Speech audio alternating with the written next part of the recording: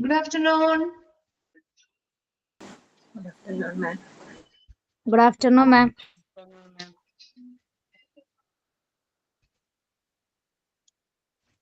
Okay, നമ്മുടെ centralised medical gas സിസ്റ്റത്തിന്റെ last ഭാഗമാണ് എടുത്തുകൊണ്ടിരുന്നത് അല്ലെ? സേഫ് യൂസസ് ഓഫ് റെഗുലേറ്റേഴ്സ് അല്ലേ എടുത്തുകൊണ്ടിരുന്നത്? Yes, ഓക്കെ, അത് കംപ്ലീറ്റ് ആയിരുന്നോ? complete. കംപ്ലീറ്റ് ആണ്. ഓക്കെ,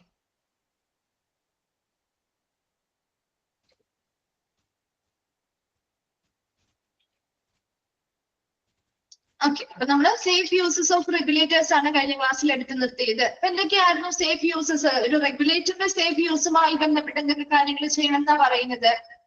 എന്താണ് ഒരു റെഗുലേറ്റർ എന്ന് പറഞ്ഞാല്? എന്താണ് ഒരു റെഗുലേറ്റർ? ആ ഒരു സെന്റൻസ് അണ്ടർലൈൻ ചെയ്തിട്ടുണ്ടോ കേട്ടോ? റെഗുലേറ്റർ ഇസ് എ ഡിവൈസ് അല്ലെ? ഇതൊരു ഉപകരണമാണ്. എന്തിനു വേണ്ടി ഇവിടെ ഉള്ള ഉപകരണമാണ് റെഗുലേറ്റർ എന്ന് പറയുന്നത്?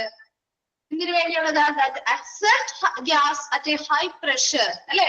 ഉയർന്ന പ്രഷറിലാണ് നമ്മള് കംപ്രസ്ഡ് ആയിട്ടാണ് ഗ്യാസസ് സിലിണ്ടേഴ്സിൽ നിറച്ചിരിക്കുന്നത്. അപ്പൊ ആ ഒരു ഹൈ പ്രഷറിലുള്ള ഗ്യാസിനെ അക്സെപ്റ്റ് ചെയ്ത് lesson it too much lower working pressure, നമുക്ക് പ്രവർത്തനത്തിന് ആവശ്യമായിട്ടുള്ള ലോവർ ആയിട്ടുള്ള പ്രഷർ മർദ്ദം കുറച്ചു കൊണ്ടുവരാൻ സഹായിക്കുന്ന ഒരു ഡിവൈസ് അല്ലെങ്കിൽ ഒരു ഉപകരണമാണ് റെഗുലേറ്റർ എന്ന് പറയുന്നത്. അപ്പൊ നമ്മൾ ഏതൊരു ഗ്യാസ് സിലിണ്ടേഴ്സുമായി ബന്ധപ്പെട്ടും അതിൻ്റെതായിട്ടുള്ള സ്പെസിഫിക് ആയിട്ടുള്ള എന്തുണ്ടായിരിക്കും? റെഗുലേറ്റേഴ്സ് ഉണ്ടായിരിക്കും അല്ലെ? റെഗുലേറ്റേഴ്സ് എപ്പോഴും ഗ്യാസ് സ്പെസിഫിക് ആണ്. ഓരോ ഗ്യാസിനും അതിൻ്റെതായ അനുയോജ്യമായിട്ടുള്ള റെഗുലേറ്ററുകൾ ഉണ്ടായിരിക്കും. And be sure to use the proper regulator for the gas tank in the cylinder. അപ്പൊ എപ്പോഴും നമ്മൾ റെഗുലേറ്റേഴ്സ് ഉപയോഗിക്കുമ്പോൾ നമ്മുടെ ഗ്യാസ് സിലിണ്ടറുമായി ബന്ധപ്പെട്ട് വളരെ ഉചിതമായിട്ടുള്ള അല്ലെങ്കിൽ ശരിയായിട്ടുള്ള റെഗുലേറ്റർ ആണോ ഉപയോഗിക്കുന്നത് എന്ന് ഉറപ്പുവരുത്തിയിട്ട് വേണം യൂസ് ചെയ്യാനായിട്ട്. മൂന്നാമത് നമ്മൾ പറഞ്ഞ കാര്യം എന്ന് പറഞ്ഞാൽ എപ്പോഴും ഒരു റെഗുലേറ്റർ സിലിണ്ടറുമായി അറ്റാച്ച് ചെയ്തിരിക്കുന്ന സമയത്ത് ഒരിക്കലും ട്രാൻസ്പോർട്ടേഷനോ കാര്യങ്ങളോ ചെയ്യാൻ പാടില്ല. അപ്പൊ എപ്പോഴും ഒരു സിലിണ്ടർ അല്ലെങ്കിൽ ഒരു റെഗുലേറ്റർ എപ്പോഴും എന്ത് ചെയ്യണം? ഇടയ്ക്കിടയ്ക്ക് നമ്മൾ പരിശോധിക്കണം. അത് ഓക്കെ ആണോ? സിലിണ്ടറുമായിട്ട് കൃത്യമായിട്ട് കണക്റ്റഡ് ആയിട്ടാണോ ഇരിക്കുന്നത്? അപ്പൊ എപ്പോഴും നമ്മൾ for attaching the regulator to a cylinder always check the regulator. എപ്പോഴും റെഗുലേറ്റർ പരിശോധിച്ച് അത് മാച്ച് ആണെങ്കിൽ മാത്രമേ അതുമായിട്ട് കണക്ട് ചെയ്യാൻ പാടുള്ളൂ. അതുപോലെ തന്നെ ഇപ്പൊ കണക്ഷൻസ് ഫിറ്റ് ആവുന്നില്ല എങ്കിൽ അതിൽ നിന്ന് നമുക്ക് എന്താ മനസ്സിലാക്കാൻ പറ്റുന്നത്? നമ്മൾ ഉപയോഗിക്കുന്ന ഒരു റെഗുലേറ്റർ തെറ്റായിട്ടുള്ള റെഗുലേറ്റർ ആണ് അല്ലെ? ആ ഒരു ഗ്യാസ് അല്ലെങ്കിൽ ആ ഒരു സിലിണ്ടറുമായിട്ട് അനുയോജ്യമായിട്ടുള്ളതല്ല എന്ന് മനസ്സിലാക്കുകയും അതിനനുസരിച്ച് കൃത്യമായിട്ട് യോജിച്ചതായിട്ടുള്ള റെഗുലേറ്റേഴ്സ് ഉപയോഗിക്കുകയാണ് ചെയ്യേണ്ടത്.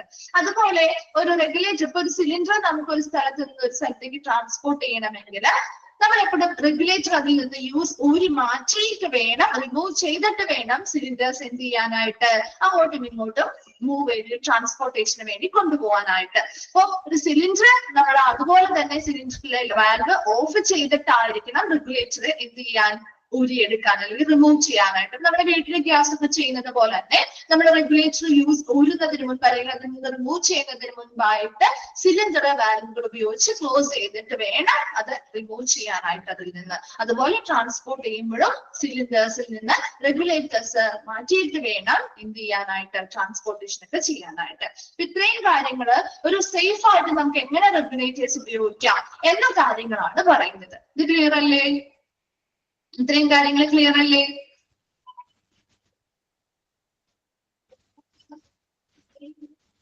ഓക്കെ. നെക്സ്റ്റ് നമ്മൾ നോക്കുന്നത് പേഴ്സണൽ പ്രൊട്ടക്റ്റീവ് എക്യുപ്മെന്റ്, PPE അല്ലെ? നമ്മൾ പഠിച്ച കാര്യങ്ങളാണ് പേഴ്സണൽ പ്രൊട്ടക്റ്റീവ് എക്യുപ്മെന്റ് അല്ലെ? എന്തിനു വേണ്ടിയാ പേഴ്സണൽ പ്രൊട്ടക്റ്റീവ് എക്യുപ്മെന്റുകൾ ഉപയോഗിക്കുന്നത്? അല്ലെങ്കിൽ ആരാണ് ഉപയോഗിക്കേണ്ടത്? ഇവിടെ ആരാ പേഴ്സണൽ പ്രൊട്ടക്റ്റീവ് എക്യുപ്മെന്റ് ഉപയോഗിക്കേണ്ടത്? ആരാണ് യൂസ് ചെയ്യേണ്ടത്? പ്രധാനമായിട്ടും ആർക്കാണ് അത് ആവശ്യം? അതുമായി ബന്ധപ്പെട്ട് കൈകാര്യം ചെയ്യുന്ന ആളുകൾക്കാണ് അല്ലെ? CSSD പഠിച്ചിട്ടുണ്ട്. CSSD പേഴ്സണൽ പ്രൊട്ടക്റ്റീവ് എക്യുപ്മെന്റ് പഠിച്ചിട്ടുണ്ട്. അതുപോലെ വേറെ എവിടെയാ പഠിച്ചിരിക്കുന്നത്? ഒത്തിരി ചാപ്റ്റേഴ്സിൽ നമ്മൾ ഇത് ഡിസ്കസ് ചെയ്യുന്നുണ്ട് അല്ലെ? വേസ്റ്റ് മാനേജ്മെന്റുമായി ബന്ധപ്പെട്ട് ചാപ്റ്ററുകളിൽ പഠിക്കുന്നുണ്ടാവാം അല്ലെ? ഹോസ്പിറ്റൽ ഇൻഫെക്ഷൻ കൺട്രോളുമായി ബന്ധപ്പെട്ട് ചാപ്റ്ററിൽ പഠിച്ചിട്ടുണ്ടാവാം അല്ലെ? ലോണ്ടറി ആൻഡ് ലിനൻ പഠിച്ചിട്ടുണ്ട്. അപ്പൊ എല്ലാ ചാപ്റ്റേഴ്സിലും നമ്മൾ പഠിക്കുന്ന ഒരു കാര്യമാണ് പേഴ്സണൽ പ്രൊട്ടക്റ്റീവ് എക്യുപ്മെന്റ്. ഇവിടെ പേഴ്സണൽ പ്രൊട്ടക്റ്റീവ് എക്യുപ്മെന്റ് എന്ന് പറയുമ്പോൾ നമ്മുടെ മെഡിക്കൽ ഗ്യാസുമായി ബന്ധപ്പെട്ട കാര്യങ്ങൾ കൈകാര്യം ചെയ്യുന്ന വ്യക്തികള് ശരിയായിട്ടുള്ള പേഴ്സണൽ പ്രൊട്ടക്റ്റീവ് എക്യുപ്മെന്റ് അല്ലെ, അതുമായി ബന്ധപ്പെട്ട അപകട സാധ്യതകൾ മനസ്സിലാക്കണം, അതിനനുസരിച്ചുള്ള ശരിയായിട്ടുള്ള പേഴ്സണൽ പ്രൊട്ടക്റ്റീവ് എക്യുപ്മെന്റുകൾ ധരിക്കണം അല്ലെ. അല്ലാതെ നമുക്ക് ഇഷ്ടമുള്ള പേഴ്സണൽ പ്രൊട്ടക്റ്റീവ് എക്യുപ്മെന്റ് മാത്രം ധരിച്ചത് കൊണ്ട് കാര്യമുണ്ടോ? ഇല്ല. അതിനുമായി ബന്ധപ്പെട്ട ആ ഒരു സിറ്റുവേഷനുമായി ബന്ധപ്പെട്ട് അനുയോജ്യമായിട്ടുള്ള അപകടങ്ങൾ കാര്യങ്ങൾ എന്താണോ അത് മനസ്സിലാക്കി അതിനനുസരിച്ചുള്ള പേഴ്സണൽ പ്രൊട്ടക്റ്റീവ് എക്യുപ്മെന്റുകളാണ് അവിടെയുള്ള ജീവനക്കാരും സ്റ്റാഫുകളും ഒക്കെ ധരിക്കേണ്ടത്. അപ്പൊ ഇവിടെയും അത് തന്നെയാണ് പറയുന്നത്, പേഴ്സണൽ പ്രൊട്ടക്റ്റീവ് എക്യുപ്മെന്റുകൾ ധരിക്കുക. B dressed in proper personal protective equipment performing ആണ് കേട്ടോ. ഡിസ്ചാർജിങ്ങിലാവുന്നൊന്നുമല്ല, പെർഫോമിംഗ്. അതായത് ഇത് പ്രധാനമായിട്ട് നമ്മൾ ആ ഒരു മെഡിക്കൽ ഗ്യാസുമായി ബന്ധപ്പെട്ട പ്രവർത്തനങ്ങൾ നടത്തുമ്പോൾ അതുമായി ബന്ധപ്പെട്ട് അനുയോജ്യമായിട്ടുള്ള അല്ലെങ്കിൽ ശരിയായിട്ടുള്ള പേഴ്സണൽ പ്രൊട്ടക്റ്റീവ് എക്യുപ്മെന്റ് അല്ലെങ്കിൽ PPE ധരിക്കേണ്ടത് വളരെ അത്യാവശ്യമായിട്ടുള്ള ഒരു കാര്യമാണ്. And operation task that involves compressed gases, long sleeved lab coat. നമുക്കറിയാം ഇപ്പൊ ഒരു മെഡിക്കൽ ഗ്യാസുമായി ബന്ധപ്പെട്ട് തന്നെയാണ് ഒരു കംപ്രസ്ഡ് ഗ്യാസസ് ആണ് നമ്മുടെ ആ ഒരു പ്രവർത്തനവുമായി ബന്ധപ്പെട്ട ആ ഒരു റൂമിലെ ഓരോ ഓപ്പറേഷൻസ് അല്ലെങ്കിൽ അവിടുത്തെ പ്രവർത്തനവുമായി ബന്ധപ്പെട്ട് അടുത്ത ടാസ്കുകൾ എന്ന് പറയുന്നത് ഈ കംപ്രസ്ഡ് ഗ്യാസുകളുമായി ബന്ധപ്പെട്ട ഉപയോഗങ്ങളാണ് അല്ലെ. അപ്പൊ അതിനനുസരിച്ച് നമ്മൾ ധരിക്കുന്ന ആ ഒരു പേഴ്സണൽ പ്രൊട്ടക്റ്റീവ് എക്യുപ്മെന്റും അതിനോട് അനുയോജ്യമായിട്ടുള്ളവയായിരിക്കണം. അപ്പൊ അതില് പ്രധാനമായിട്ടും ലോങ് സ്ലീവ്ഡ് ആയിട്ടുള്ള എന്താണ് ലാബ് കോട്ടുകളൊക്കെ. ലോങ് സ്ലീവ് എന്ന് പറഞ്ഞാൽ എന്താ, ഫുൾ സ്ലീവ് ആയിട്ടുള്ളത് ഇല്ലെ, നമ്മള് ഷർട്ടൊക്കെ പോലെയുള്ള ഫുൾ സ്ലീവ് ഉള്ള രീതിയിലുള്ള ലാബ് കോട്ടുകൾ ധരിക്കുക. അതുപോലെ തന്നെ ലോങ് പാന്റുകൾ ധരിക്കുക. കവർ ടു ഷോസ്, അതുപോലെ തന്നെ നമ്മുടെ ഷൂവും കാര്യങ്ങളൊക്കെ കവർ ചെയ്ത് നമ്മുടെ കാല് കവർ ചെയ്യുന്ന രീതിയിലുള്ള ഷൂസ് കാര്യങ്ങൾ ധരിക്കുക.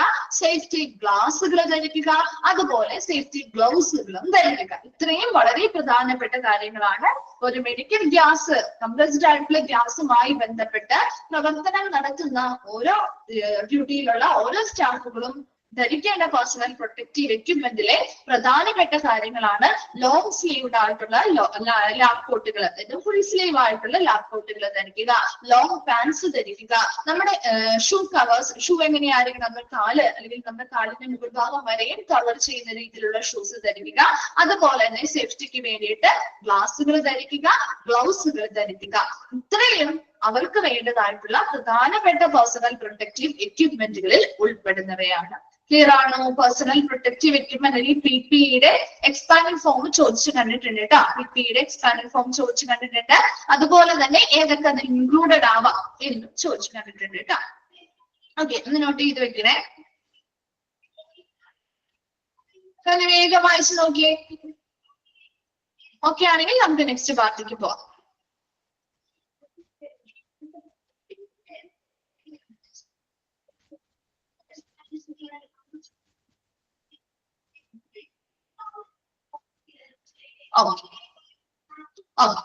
നെക്സ്റ്റ് വരുന്നത് duties and responsibility of staff.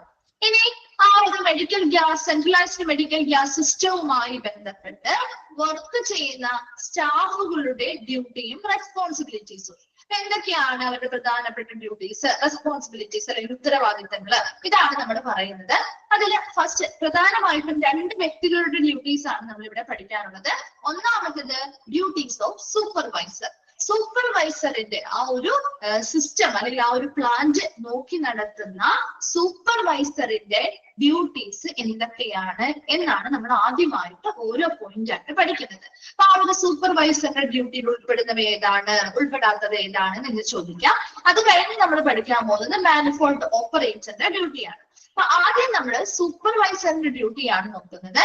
ഒന്നാമത്തെ പോയിന്റിൽ പറയുന്നത് make sure that staff in their charge receive appropriate training specific to the compressed gases they handle and use. ഒരു സൂപ്പർവൈസർ എന്ന് പറയുമ്പോൾ നമ്മുടെ സൂപ്പർവൈസറിന്റെ പൊസിഷൻ എന്ന് പറയുമ്പോൾ ശരിക്കും എന്താ, അവരുടെ കീഴിൽ വർക്ക് ചെയ്യുന്ന എല്ലാ സ്റ്റാഫുകൾക്കും കൃത്യമായിട്ടുള്ള ഇൻസ്ട്രക്ഷൻസ് നൽകുക അല്ലെ, അവർക്ക് ആവശ്യമായ നിർദ്ദേശങ്ങൾ നൽകുക, അവർക്ക് ആവശ്യമായ പരിശീലനങ്ങൾ നൽകുക അല്ലെ, അവരുടെ ആ ഒരു ജോലിയുമായി ബന്ധപ്പെട്ട എല്ലാ കാര്യങ്ങളിലും മേൽനോട്ടം വഹിക്കുക. ഇതല്ലേ ശരിക്കും ഒരു സൂപ്പർവൈസർ ചെയ്യേണ്ടത് അല്ലെ?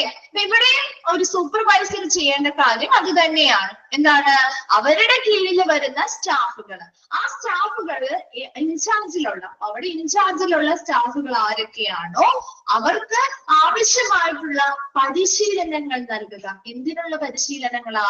അവിടെ ഇങ്ങനെയുള്ള കംപ്രസ്ഡ് ഗ്യാസസ്, സ്പെസിഫിക് ആയിട്ടുള്ള ഇങ്ങനെയുള്ള കംപ്രസ്ഡ് ഗ്യാസ് എങ്ങനെ കൈകാര്യം ചെയ്യാം, അതെങ്ങനെ ഉപയോഗിക്കാം, അതുമായി ബന്ധപ്പെട്ട പ്രത്യേകമായിട്ടുള്ള പരിശീലനങ്ങൾ ആർക്ക് നൽകണം?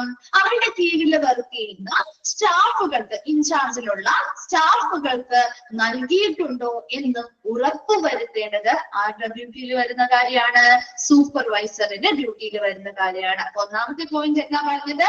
Make sure that the staff in there in charge receive appropriate training specific to the compressed gases they handle and use. അപ്പൊ അവിടെ ഇവരുടെ കീഴിൽ, അതായത് സൂപ്പർവൈസറിന്റെ കീഴിൽ ഒരുപാട് ജോലിക്കാർ, ജീവനക്കാർ വർക്ക് ചെയ്യുന്നുണ്ടാവും. അപ്പൊ അവർക്ക്, ആ ഇൻചാർജിലുള്ള സ്റ്റാഫുകൾക്ക് എങ്ങനെ ഈ കംപ്രസ്ഡ് ഗ്യാസ് അവര് കൈകാര്യം ചെയ്യുന്ന കാര്യങ്ങളാണ് അല്ലെ, ഗ്യാസസ് അവർ കൈകാര്യം ചെയ്യുന്നുണ്ട്. അപ്പൊ അവര് കൈകാര്യം ചെയ്യുന്ന ഈ കംപ്രസ്ഡ് ഗ്യാസസ് എങ്ങനെ കൈകാര്യം ചെയ്യാം, എങ്ങനെ അത് ഉപയോഗിക്കാം, അതുമായി ബന്ധപ്പെട്ട സ്പെസിഫിക് ആയിട്ടുള്ള പരിശീലനങ്ങൾ, ഉചിതമായിട്ടുള്ള പരിശീലനങ്ങൾ അവർക്ക് നൽകിയിട്ടുണ്ടോ അല്ലെങ്കിൽ അത് അവർക്ക് ലഭിച്ചിട്ടുണ്ടോ എന്ന് ഉറപ്പുവരുത്തേണ്ടത് ഒരു ഡ്യൂട്ടി ഓഫ് സൂപ്പർവൈസറിന്റെ ഡ്യൂട്ടിയിൽ ഉൾപ്പെടുന്ന കാര്യമാണ്. രണ്ടാമത് പറയുന്നത് make sure that compressed gases are used only for their intentional purpose and in accordance with defined procedures and rules. ഈ ഒരു രണ്ടാമത്തെ പോയിന്റ് പറയുന്നത് നമ്മുടെ ഈ കംപ്രസ്ഡ് ഗ്യാസ് ഉപയോഗിക്കുമ്പോൾ ഉറപ്പുവരുത്തേണ്ട ഒരു കാര്യമാണ്, നമ്മുടെ പ്രത്യേക ലക്ഷ്യത്തിന് വേണ്ടിയുള്ള ഗ്യാസ് തന്നെയാണോ നമ്മൾ ഉപയോഗിക്കുന്നത് എന്ന് ഉറപ്പുവരുത്തുക അല്ലെ. ഇപ്പൊ നമ്മുടെ യൂസിന് വേണ്ടിയിട്ടുള്ള സ്പെസിഫിക് ആയിട്ടുള്ള ഇന്റൻഷണൽ പർപ്പസിന് വേണ്ടി, നമ്മുടെ പ്രത്യേക ഉദ്ദേശത്തിന് വേണ്ടിയുള്ള ഗ്യാസ് മാത്രമാണ് നമ്മൾ യൂസ് ചെയ്യാൻ പാടുള്ളൂ, അത് തന്നെയാണ് ഉപയോഗിക്കുന്നത്, അല്ലെങ്കിൽ മാറിപ്പോയിട്ടുണ്ടോ എന്നൊക്കെ ഉറപ്പുവരുത്തണം. അതുപോലെ തന്നെ കൃത്യമായിട്ട് അത് ഉപയോഗിക്കാൻ പറഞ്ഞിരിക്കുന്ന പ്രൊസീജിയേഴ്സും റൂൾസും കാര്യങ്ങളൊക്കെ ഫോളോ ചെയ്തുകൊണ്ട് തന്നെയാണോ നമ്മളത് യൂസ് ചെയ്യുന്നത് എന്നും ഉറപ്പുവരുത്തണം. അപ്പൊ ഇവിടെ രണ്ടാമത്തത് പറയുന്ന പോയിന്റ് സൂപ്പർവൈസർ ചെയ്യേണ്ട ഡ്യൂട്ടിയാണ്. സൂപ്പർവൈസർ എന്ത് ചെയ്യണം? അവരുടെ കീഴിൽ വർക്ക് ചെയ്യുന്ന സ്റ്റാഫുകള് പ്രത്യേകമായിട്ട് അവരോട് ഓരോ ജോലിയും പറഞ്ഞിട്ടുണ്ടാവും അല്ലെ. അപ്പൊ ആ പറഞ്ഞിരിക്കുന്ന ജോലിയുമായി ബന്ധപ്പെട്ടുള്ള അവർ ഉദ്ദേശിച്ചിട്ടുള്ള പ്രത്യേകമായിട്ടുള്ള മെഡിക്കൽ ഗ്യാസ് മാത്രമാണോ അവിടെ ഉപയോഗിക്കുന്നത്, അത് പറഞ്ഞിരിക്കുന്ന പ്രൊസീജിയറും റൂൾസും ഒക്കെ ഫോളോ ചെയ്തുകൊണ്ട് തന്നെയാണോ അത് യൂസ് ചെയ്യുന്നത് എന്നൊക്കെ ഉറപ്പുവരുത്തേണ്ടത് ആരാണ്? സൂപ്പർവൈസർ ആണ്. മൂന്നാമത്തെ പോയിന്റിൽ പറയുന്നത് make sure that the safety data sheet, അതായത് സേഫ്റ്റി ഡേറ്റ ഷീറ്റ് നമ്മൾ നേരത്തെ പറഞ്ഞില്ലേ, കഴിഞ്ഞ ക്ലാസ്സിൽ പറഞ്ഞിരുന്നോ? പറഞ്ഞില്ലേ മിസ്റ്റർ? MSDS പറഞ്ഞില്ലേ? MSDS പറഞ്ഞില്ലായിരുന്നോ? പറഞ്ഞില്ല, പറഞ്ഞിട്ടുണ്ടല്ലോ മിസ്സിന് ഓർമ്മയുണ്ടല്ലോ, പറഞ്ഞില്ലായിരുന്നോ? MSDS material safety data sheet പറഞ്ഞിരുന്നില്ലേ? ഓർക്കുന്നുണ്ടോ?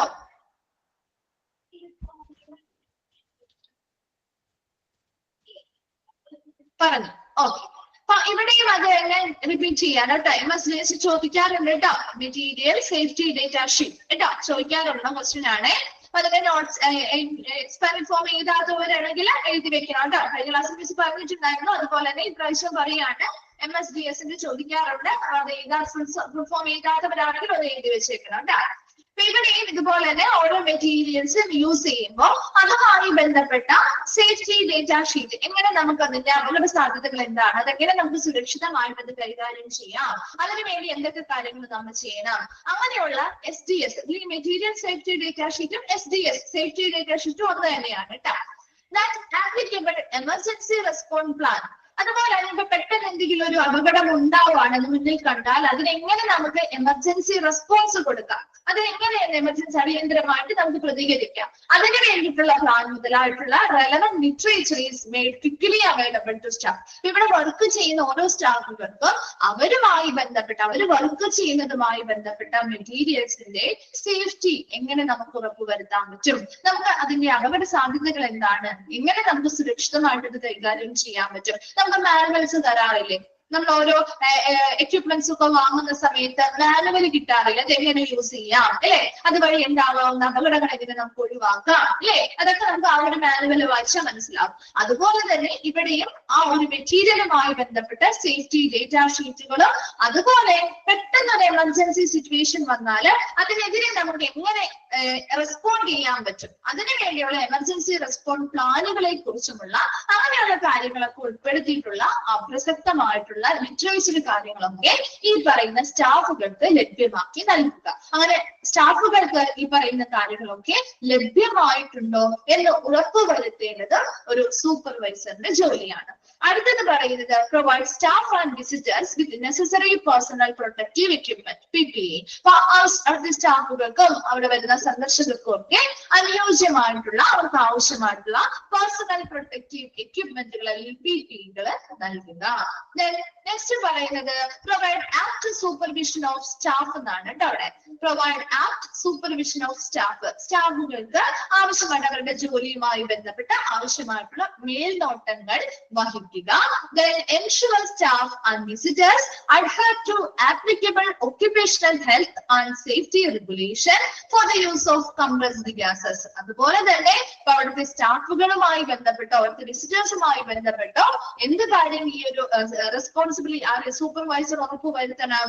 adhere to applicable occupational health, അവരുടെ തൊഴിലുമായി ബന്ധപ്പെട്ട ആരോഗ്യം, അതുപോലെ തന്നെ സേഫ്റ്റി റെഗുലേഷൻസ് മുതലായ കാര്യങ്ങളൊക്കെ ഇവര് പാലിക്കുന്നുണ്ടോ, ഈ കംപ്രസ്ഡ് ഗ്യാസ് ഉപയോഗിക്കുന്നതുമായി ബന്ധപ്പെട്ട് സുരക്ഷാ മുൻകരുതലുകൾ അല്ലെങ്കിൽ സേഫ്റ്റി റെഗുലേഷൻസ്, അതുപോലെ അവരുടെ ജോലിയുമായി ബന്ധപ്പെട്ട അല്ലെങ്കിൽ തൊഴിൽ സംബന്ധമായിട്ടുള്ള ആരോഗ്യം മുതലായ കാര്യങ്ങളുമായി ബന്ധപ്പെട്ട റൂൾസ് ആൻഡ് റെഗുലേഷൻസ് കാര്യങ്ങളെല്ലാം ഈ പറയുന്ന സ്റ്റാഫും വിസിറ്റേഴ്സും ഒക്കെ പാലിക്കുന്നുണ്ടോ എന്ന് ആര് ഉറപ്പുവരുത്തണം? ഒരു സൂപ്പർവൈസർ ഉറപ്പുവരുത്തണം. അതുപോലെ തന്നെ investigate reported incidents to determine the cause and to develop apt preventive measures to lesser reoccurrence എന്ന് പറഞ്ഞാൽ എന്താ? റീഒക്യുറൻസ് ആണ് കേട്ടോ. നമുക്ക് ഇൻവെസ്റ്റിഗേറ്റ്, ഇപ്പൊ ഒരു സംഭവമാണ്, ഇപ്പൊ നമ്മുടെ മെഡിക്കൽ ഗ്യാസുമായി ബന്ധപ്പെട്ട് എന്തെങ്കിലും പൊട്ടിത്തെറികളോ കാര്യങ്ങളോ ഒക്കെ ഒരു ഇൻസിഡന്റ് ഉണ്ടായെന്ന് വിചാരിക്കും, ഒരു സംഭവം ഉണ്ടായെന്ന് വിചാരിക്കാം. ആ ഒരു സംഭവം ഉണ്ടായി കഴിഞ്ഞാല് എന്താണ് അവർ ചെയ്യുക? ഒരു സൂപ്പർവൈസർ ചെയ്യേണ്ട കാര്യം എന്താ ചെയ്യേണ്ടേ? ആ ഒരു സംഭവം ഉണ്ടായത് എന്താണെന്ന് നിന്റെ റിപ്പോർട്ട് കൃത്യമായിട്ട് പരിശോധിക്കണം അല്ലെ. ഒരു സംഭവം നടന്നപ്പോൾ ഇനിയിപ്പോ നമുക്ക് വേറെ ഒന്നും ചെയ്യാൻ പറ്റില്ല, നടന്ന കാര്യമാണ്. അപ്പൊ ആ സംഭവവുമായി ബന്ധപ്പെട്ട റിപ്പോർട്ടുകളെ വിശദമായിട്ട് പരിശോധിച്ച് അത് എന്ത് കാരണം കൊണ്ട് അത് വന്നു അല്ലെ, ആ ഒരു ഇൻസിഡന്റ് എന്തുകൊണ്ടാണ് ആ ഒരു ഇൻസിഡന്റ് അവിടെ ഉണ്ടായത് അത് മനസ്സിലാക്കുകയും അതിനനുസരിച്ച് ഇനി അങ്ങനെ ഒരു സംഭവം ഉണ്ടാവാൻ പാടില്ല, ഇനി അങ്ങനെ ഒരു സംഭവം വരാൻ പാടില്ല. അപ്പൊ അതിനു വേണ്ടിയിട്ട് പ്രിവെന്റീവ് മെഷേഴ്സ്, അനുയോജ്യമായിട്ടുള്ള പ്രതിരോധ നടപടികൾ വികസിപ്പിക്കുകയും അതവിടെ കൊണ്ടുവരികയും ടു ലെസൺ റീകറൻസ് എന്ന് പറഞ്ഞാൽ എന്താ? ഇത് പിന്നീട് ആവർത്തിക്കാതിരിക്കാൻ അല്ലെ, അത് പിന്നീട് ആവർത്തിച്ചു വരാതിരിക്കാനുള്ള അല്ലെങ്കിൽ ആവർത്തനം കുറയ്ക്കുന്നതിന് വേണ്ടിയിട്ട് ആവശ്യമായ മുൻകരുതൽ നടപടികളും വികസിപ്പിക്കുകയും നടപ്പിലാക്കുകയും ചെയ്യേണ്ടത് ആരുടെ റെസ്പോൺസിബിലിറ്റിയിൽ വരുന്ന അല്ലെങ്കിൽ ഡ്യൂട്ടിയിൽ വരുന്ന കാര്യമാണ്? ഒരു സൂപ്പർവൈസറിന്റെ ഡ്യൂട്ടിയിൽ വരുന്ന കാര്യമാണ്. ലാസ്റ്റ് പറയുന്നത് keep apt records relating to do the handling and use of compressed gases. പിന്നെയുള്ള കംപ്രസ്ഡ് ഗ്യാസിന്റെ ഉപയോഗവും കൈകാര്യവുമായി ബന്ധപ്പെട്ട അനുയോജ്യമായിട്ടുള്ള അല്ലെങ്കിൽ അപ്രോപ്രിയേറ്റ് ആയിട്ടുള്ള റെക്കോർഡുകൾ കീപ്പ് ചെയ്യുക. Include up to date inventory, അവിടെ എന്തൊക്കെ സാധനങ്ങൾ ആ ഒരു കൃത്യമായിട്ട് ആ ഒരു മെഡിക്കൽ ഗ്യാസുമായി ബന്ധപ്പെട്ട എന്തൊക്കെ ഗ്യാസസ് ഓൾറെഡി സ്റ്റോക്ക് ഉണ്ട്, ഏതൊക്കെ സ്റ്റോക്ക് ഔട്ട് ആയിട്ടുണ്ട്, ഏതൊക്കെ നമ്മൾ ഓർഡർ കൊടുത്തിട്ടുണ്ട്, അങ്ങനെയുള്ള കൃത്യമായിട്ടുള്ള അപ് ടു ഡേറ്റ് ആയിട്ടുള്ള ഇൻവെന്ററീസ് വേണം. അതുപോലെ തന്നെ ഇവിടെയുള്ള സ്റ്റാഫുകൾക്ക് പരിശീലനം കൊടുത്തതുമായി ബന്ധപ്പെട്ട റെക്കോർഡുകൾ കീപ്പ് ചെയ്യണം. അതുപോലെ തന്നെ റിപ്പോർട്ടഡ് ഇൻസിഡൻസ്, അവിടെ റിപ്പോർട്ട് ചെയ്തിട്ടുള്ള സംഭവങ്ങൾ ഉണ്ടായിട്ടുണ്ടെങ്കിൽ അതുമായി ബന്ധപ്പെട്ട റെക്കോർഡുകൾ, അങ്ങനെയുള്ള റെക്കോർഡുകൾ കാര്യങ്ങളെല്ലാം കൃത്യമായിട്ട് ആ ഒരു ഡിപ്പാർട്ട്മെന്റുമായി ഈ ഒരു സിസ്റ്റവുമായി ബന്ധപ്പെട്ട് കീപ്പ് ചെയ്യേണ്ടത് ആരാണ്? ആരാ കീപ്പ് ചെയ്യുന്നത്? സൂപ്പർവൈസർ ആണ്. അപ്പൊ ഈ സൂപ്പർവൈസറിന്റെ ഡ്യൂട്ടീസ് ഒന്നുകൂടി പറയാം, ശ്രദ്ധിക്കാം കേട്ടോ. കിട്ടാണ്ടെങ്കിൽ ഒന്ന് ശ്രദ്ധിക്കാം. അപ്പൊ അത് സൂപ്പർവൈസറിന്റെ ഡ്യൂട്ടിയിൽ പറയുന്നത്, ഒന്നാമത് പറയുന്നത് എന്താണ്? അവരുടെ കീഴിൽ വർക്ക് ചെയ്യുന്ന സ്റ്റാഫുകൾ അല്ലെ. ഇപ്പൊ ഇവരുടെ കീഴിൽ ഒരുപാട് സ്റ്റാഫുകൾ വർക്ക് ചെയ്യുന്നുണ്ടാവും. ആരുടെ കീഴിലാണ്? സൂപ്പർവൈസറിന്റെ കീഴിൽ. അപ്പൊ ആ സൂപ്പർവൈസറിന്റെ കീഴിൽ വർക്ക് ചെയ്യുന്ന ഒരുപാട് സ്റ്റാഫുകൾ ഉണ്ടാവും. അപ്പൊ അവര് കൈകാര്യം ചെയ്യുന്ന ഈ കംപ്രസ്ഡ് ഗ്യാസ്, അതുപോലെ ഉപയോഗിക്കുന്ന ഈ കംപ്രസ്ഡ് ഗ്യാസുമായി ബന്ധപ്പെട്ട സ്പെസിഫിക് ആയിട്ട് ഇതെങ്ങനെ നമുക്ക് വളരെ സുരക്ഷിതമായിട്ട് ഉപയോഗിക്കാം, എങ്ങനെ നമുക്ക് കൈകാര്യം ചെയ്യാം, അതിനു വേണ്ടി സ്പെസിഫിക് ആയിട്ടുള്ള പരിശീലനങ്ങൾ അവർക്ക് ലഭിച്ചിട്ടുണ്ടോ എന്ന് ഉറപ്പുവരുത്തേണ്ടത് ആരാണ്? ഒരു സൂപ്പർവൈസർ ആണ്. രണ്ടാമത് പറയുന്നത്, make sure that compressed gases are used only for their intentional purpose and in accordance with the defined procedures and rules. ഇവിടെ എപ്പോഴും ഏതൊരു കംപ്രസ്ഡ് ഗ്യാസ് ഉപയോഗിക്കുമ്പോഴും അത് നമ്മൾ പ്രത്യേകമായിട്ട് നമുക്ക് ആവശ്യമായിട്ടുള്ള ഉദ്ദേശത്തിന് വേണ്ടി മാത്രമായിരിക്കണം ഉപയോഗിക്കേണ്ടത്. അതുപോലെ തന്നെ കൃത്യമായി നിർവചിച്ചിട്ടുള്ള പ്രൊസീജിയേഴ്സും റൂൾസും ഒക്കെ പാലിച്ചുകൊണ്ട് തന്നെയായിരിക്കണം അത് ഉപയോഗിക്കേണ്ടത്. അപ്പൊ അങ്ങനെയാണോ അവിടെ ആ ഒരു ഉപയോഗം നടക്കുന്നത് എന്ന് ഉറപ്പുവരുത്തേണ്ടത് ഒരു സൂപ്പർവൈസർ ആണ്. മൂന്നാമത്തെ പോയിന്റിൽ പറയുന്നത്, make sure that safety data sheet അല്ലെ, SDS, അതുപോലെ തന്നെ സേഫ്റ്റി ഡേറ്റ ഷീറ്റുകൾ, ഇപ്പൊ മെറ്റീരിയൽ ഏത് ഗ്യാസും ആയിക്കോട്ടെ അതുമായി ബന്ധപ്പെട്ട അപകട സാധ്യതകള്, അതെങ്ങനെ നമുക്ക് സുരക്ഷിതമായിട്ട് കൈകാര്യം ചെയ്യാം, അതുമായി ബന്ധപ്പെട്ട ഒരു പെട്ടെന്നൊരു എമർജൻസി വന്നാൽ അതിന് കൊടുക്കാൻ പറ്റുന്ന റെസ്പോൺസ് അല്ലെങ്കിൽ പ്രതികരണവുമായി ബന്ധപ്പെട്ട പ്ലാനുകള്, മുതലായ കാര്യങ്ങള്, അങ്ങനെയുള്ള പ്രസക്തമായിട്ടുള്ള ലിറ്ററേച്ചറുകള് അവിടെ വർക്ക് ചെയ്യുന്ന സ്റ്റാഫുകൾ ലഭ്യമാക്കിയിട്ടുണ്ടോ എന്ന് ഉറപ്പുവരുത്തണം. നാലാമത് പറയുന്നത്, സ്റ്റാഫുകൾക്കായിക്കോട്ടെ അവർ സന്ദർശിക്കുന്ന ആളുകൾക്കായിക്കോട്ടെ അവർ അനുയോജ്യമായിട്ടുള്ള ശരിയായിട്ടുള്ള പേഴ്സണൽ പ്രൊട്ടക്റ്റീവ് എക്യുപ്മെന്റ് അല്ലെങ്കിൽ PPE നൽകുക. അടുത്ത പറയുന്നത്, provide apt supervision of staff, സ്റ്റാഫുകളുടെ പ്രവർത്തനവുമായി ബന്ധപ്പെട്ട കൃത്യമായിട്ടുള്ള ഒരു മേൽനോട്ടം നൽകുക. നെക്സ്റ്റ് പറയുന്നത്, ensure staff and visitors adhere to applicable occupational health and safety regulations for the use of compressed gases. ഈ കംപ്രസ്ഡ് ഗ്യാസ് ഉപയോഗിക്കുന്നതുമായി ബന്ധപ്പെട്ട് സ്റ്റാഫുകൾ ആയിക്കോട്ടെ അവർ വരുന്ന വിസിറ്റേഴ്സ് ആയിക്കോട്ടെ അവരുടെ തൊഴിൽപരമായിട്ടുള്ള ആരോഗ്യവും സുരക്ഷാ നിയന്ത്രണങ്ങളും കൃത്യമായിട്ട് അവരവിടെ പാലിക്കുന്നുണ്ടോ എന്ന് ഉറപ്പുവരുത്തുക. അടുത്തത് പറയുന്നത്, ഇപ്പൊ ഈ ഒരു നമ്മുടെ ഇൻവെസ്റ്റിഗേറ്റ് റിപ്പോർട്ടഡ് ഇൻസിഡൻസ്, എന്തെങ്കിലും സംഭവങ്ങളൊക്കെ ഇതുമായി ബന്ധപ്പെട്ട് ഉണ്ടായിട്ടുണ്ടെങ്കിൽ അതുമായി ബന്ധപ്പെട്ട റിപ്പോർട്ടുകള് കൃത്യമായിട്ട് പരിശോധിക്കുകയും ടു ഡിറ്റർമൈൻ ദ കോസ്, ആ ഒരു സംഭവം ഉണ്ടാകാനുണ്ടായ കാരണം എന്താണ് എന്ന് നിർണയിക്കുകയും അതിനനുസരിച്ച് ഇനി ഈ ഒരു സംഭവം ഉണ്ടാവാൻ പാടില്ല, ഇത് ആവർത്തിക്കാതിരിക്കുന്നതിന് വേണ്ടി അല്ലെങ്കിൽ അത് കുറയ്ക്കുന്നതിന് വേണ്ടിയിട്ട് ആവശ്യമായിട്ടുള്ള പ്രിവെന്റീവ് മെഷേഴ്സ്, പ്രതിരോധ നടപടികൾ വികസിപ്പിക്കുകയും ചെയ്യേണ്ടത് ആരുടെ ഡ്യൂട്ടിയിൽ വരുന്നത്? ഒരു സൂപ്പർവൈസറിന്റെ ഡ്യൂട്ടിയിൽ വരുന്ന കാര്യമാണ്. ലാസ്റ്റ് പറയുന്നത്, കീപ് ആപ്റ്റ് റെക്കോർഡ്സ്, ഉചിതമായിട്ടുള്ള റെക്കോർഡുകൾ ഈ ഒരു വിഭാഗവുമായി ബന്ധപ്പെട്ട് ആര് മെയിൻറ്റെയിൻ ചെയ്യണം? സൂപ്പർവൈസർ മെയിൻറ്റെയിൻ ചെയ്യണം. അപ്പൊ ഇതിൽ പ്രധാനമായിട്ടും വരുന്ന റെക്കോർഡുകളാണ് അപ് ടു ഡേറ്റ് ആയിട്ടുള്ള ഇൻവെന്ററീസ്, അവിടെയുള്ള പട്ടികകൾ, എന്തൊക്കെ സാധനങ്ങളുണ്ടോ അതുമായി ബന്ധപ്പെട്ട അപ് ടു ഡേറ്റ് ആയിട്ടുള്ള വിവരങ്ങള്, അതുപോലെ അവിടുത്തെ സ്റ്റാഫുകൾക്ക് പരിശീലനം കൊടുത്തിട്ടുണ്ടെങ്കിൽ അതുമായി ബന്ധപ്പെട്ട റെക്കോർഡുകള്, അതുപോലെ തന്നെ ഇങ്ങനെ എന്തെങ്കിലും സ്പെസിഫിക് ആയിട്ടുള്ള ഇൻസിഡൻസ് കാര്യങ്ങളോ നടന്നിട്ടുണ്ടെങ്കിൽ അതുമായി ബന്ധപ്പെട്ട റിപ്പോർട്ടുകളോ കാര്യങ്ങളോ ഒക്കെ ഉൾപ്പെടുത്തിയുള്ള റെക്കോർഡുകൾ എപ്പോഴും ആ ഒരു സംവിധാനത്തിൽ കീപ്പ് ചെയ്യേണ്ടത് ആരുടെ റെസ്പോൺസിബിലിറ്റിയാ? ഒരു സൂപ്പർവൈസർ ചെയ്യേണ്ട ചുമതലയാണ്. ക്ലിയർ ആണോ? ഡ്യൂട്ടീസ് ഓഫ് സൂപ്പർവൈസർ വേഗം ഒന്ന് വായിച്ചു നോക്കിയേ. ഏതെങ്കിലും പോയിന്റ്സ് ഡൗട്ട് ഉണ്ടെങ്കിൽ ചോദിക്കാം കേട്ടോ. വായിച്ചു കഴിയുമ്പോൾ ഒന്ന് റിപ്ലൈ ചെയ്യണേ.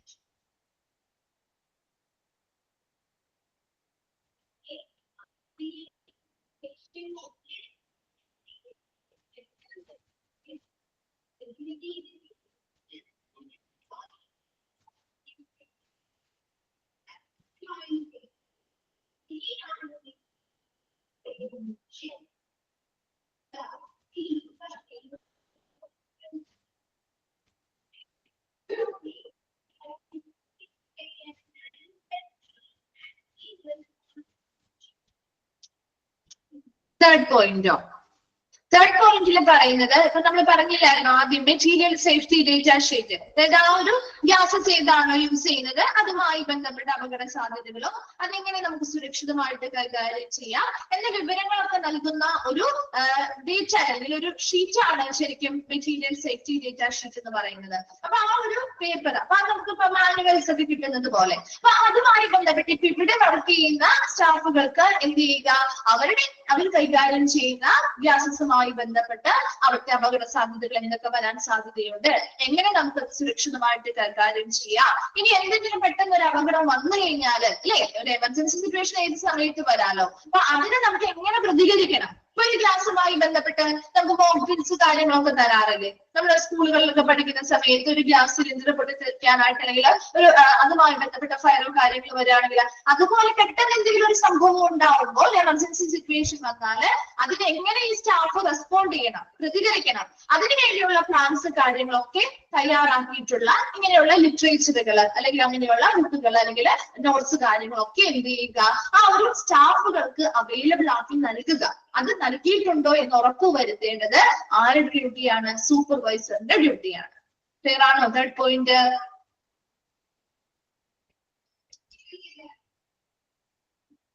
ഓക്കെ ആണോ?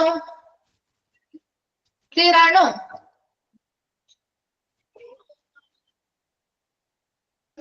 ഓക്കെ ഓക്കെ ഇനി നെക്സ്റ്റ് പറയുന്നത് duties of manifold operator. Manifold system പഠിച്ചില്ലേ നമ്മള്? പഠിച്ചില്ലേ മാനിഫോൾഡ് സിസ്റ്റം? എന്താണ് ഒരു മാനിഫോൾഡ് സിസ്റ്റം? ഓർക്കുന്നുണ്ടോ പഠിച്ചത്? മാനിഫോൾഡ് സിസ്റ്റം എന്താണ്? ആരും റിപ്ലൈ ചെയ്യാത്ത കേൾക്കാത്ത പോലെ ഇരിക്കുന്ന എന്താ? പഠിച്ചത് ഓർക്കുന്നില്ല? മാനിഫോൾഡ് സിസ്റ്റം പഠിച്ചത് ഓർക്കുന്നുണ്ടോ? ഇപ്പൊ ഓർക്കുന്നുണ്ടോ? നോട്ട്സിലൊന്ന് നോക്കിയേ. ഓർമ്മയില്ല. ഓക്കെ അപ്പൊ മാനിഫോൾഡ് സിസ്റ്റം എന്ന് പറയുന്നത് it contains high pressure cylinders അല്ലെ ഓൺ ടു ബാഗ്സ്. മിസ് പറഞ്ഞത് ഓർക്കുന്നില്ലേ? നമ്മുടെ വീടുകളില് നമ്മൾ എന്ത് ചെയ്യാറുണ്ട്? ടാങ്കുകൾ ഇപ്പൊ നമ്മൾ 2 സിലിണ്ടേഴ്സ് ഒക്കെ വെക്കാറുണ്ട് അല്ലെ. ഒരെണ്ണം നമ്മൾ ബാക്കപ്പിന് വേണ്ടി വെക്കുന്നു പറയും അല്ലെ. അതുപോലെ തന്നെ നമ്മുടെ ഈ ഒരു സെൻട്രലൈസ്ഡ് മെഡിക്കൽ ഗ്യാസ് സംവിധാനത്തില് അവിടെ ഹൈ പ്രഷറിലുള്ള സിലിണ്ടേഴ്സ് 2 ബാഗ്സ് ആയിട്ട് അതായത് 2 ഗ്രൂപ്പായിട്ട് തിരിച്ചാണ് വെക്കുന്നത്. ഒരു ഗ്രൂപ്പ് ഓഫ് സിലിണ്ടേഴ്സ് ഉണ്ടായിരിക്കും. അടുത്ത ബാഗ് എന്ന് പറയുമ്പോൾ അവിടെ ഒരു ഗ്രൂപ്പ് ഓഫ് സിലിണ്ടേഴ്സ് ഉണ്ടായിരിക്കും. അപ്പൊ എന്താണ് നമ്മുടെ ബാക്കപ്പിന് നമ്മുടെ വീട്ടിൽ ഒരു സിലിണ്ടർ നമ്മൾ ബാക്കപ്പിന് വേണ്ടി വെക്കും അല്ലെ, ഒരെണ്ണം തീരുമാനം എടുക്കാൻ വേണ്ടിയിട്ട്. അതുപോലെ തന്നെ ഇവിടെയും സിലിണ്ടേഴ്സ് എന്ത് ചെയ്യുന്നു? ഒരു ഗ്രൂപ്പ് ഓഫ് സിലിണ്ടർ ഒരുമിച്ച് ഒരു ബാങ്ക് എന്ന് കണക്കാക്കി വെക്കുന്നു. അടുത്തതൊരെണ്ണം ഒരു ഗ്രൂപ്പ് ഓഫ് സിലിണ്ടേഴ്സിനെ സെക്കൻഡ് ബാങ്ക് ആയിട്ട് വെക്കുന്നു. അതിൽ ആ ഒരു എണ്ണം എടുത്ത് ഉപയോഗിച്ച് മുഴുവനും തീർന്നു കഴിയുമ്പോൾ നമ്മൾ എന്ത് ചെയ്യും?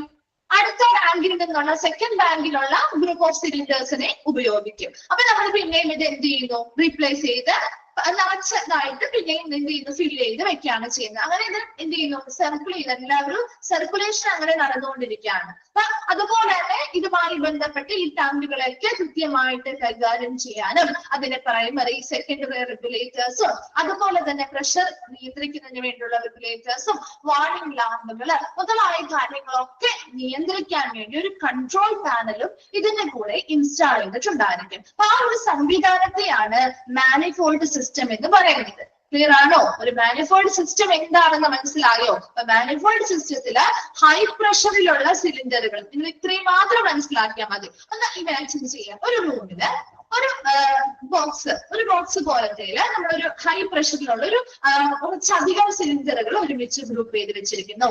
അതിനെ 1 ബാങ്ക് എന്ന് പറയുന്നു. ബാങ്ക് എന്നാ പറയുന്നത്. അതിൽ ഒന്നാമത്തെ ബാങ്ക് എന്നാണ്.